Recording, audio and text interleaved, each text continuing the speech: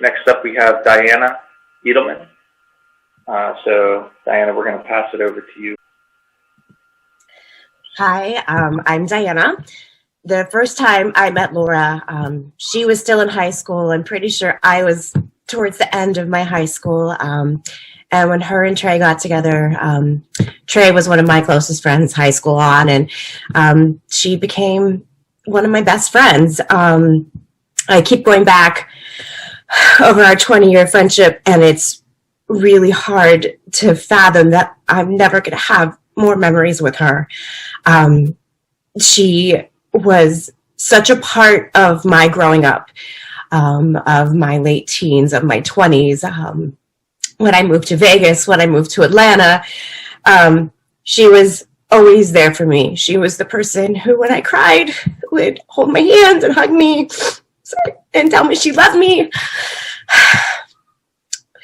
The night I was leaving on a 7-month trip, I quit my career and started a travel blog, and she took me to my going away party and gave me business cards that she had printed for me.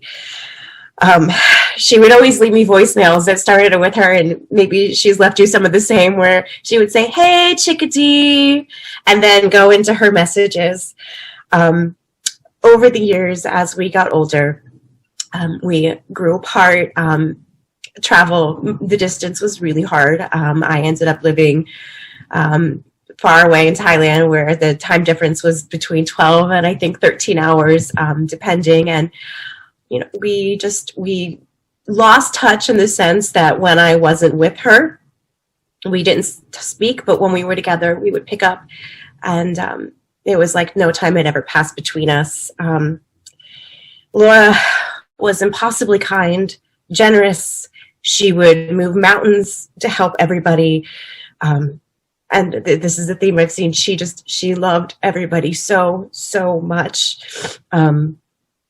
I wish I would have known that the last time I saw her a few years ago was the last time. And when I heard she passed, I went back through our messages. And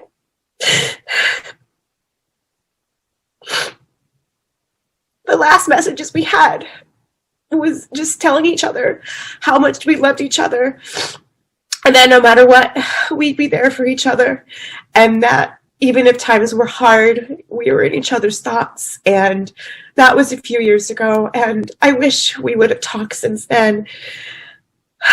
But Laura was my closest friend in my darkest days, and she leaves such a hole in my heart and in everyone else's too. May her memory be a blessing. Woody?